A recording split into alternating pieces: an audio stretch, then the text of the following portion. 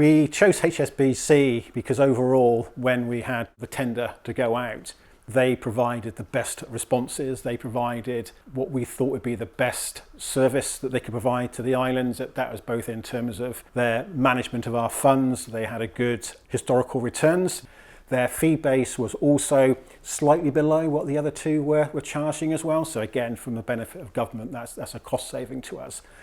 But quite importantly, they were offering what they could offer us cash management facilities in the form of what they term a Lombard loan, which is access to short-term finance, which is quite important, particularly with the upcoming capital programme that we've got. Obviously, we've got the port, we've got the power station, the wind farm, we've got lots of large capital projects coming up. So they will require sort of upfront payments or milestone payments as we go along.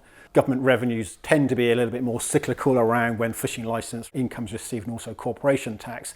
So having access to that Lombard loan that HSBC are offering will allow us that if needed, we can sort of borrow short-term money just to kind of smooth that gap, and so we can meet those payments without having to dip into our actual funds themselves.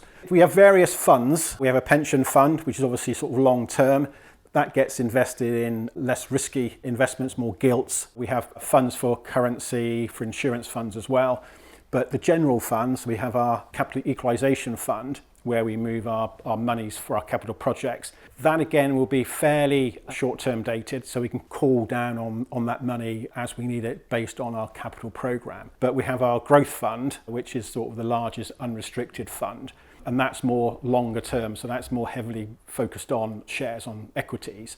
We're currently working on about a 6% return on the funds, and that's the number that we mentally have in our minds. But obviously, as things change and the world changes, the trade tariffs that the Americans are putting in had an effect on markets on Monday. So all these things do affect it. But overall, like I say, we do try to ensure that we have targets for each fund that we can monitor and work to. And then if we're sort of deviating from that, then we're able to go back to HSBC and liaise back through PMCL about why are our returns sort of below expectations, or indeed why are they above expectations as well.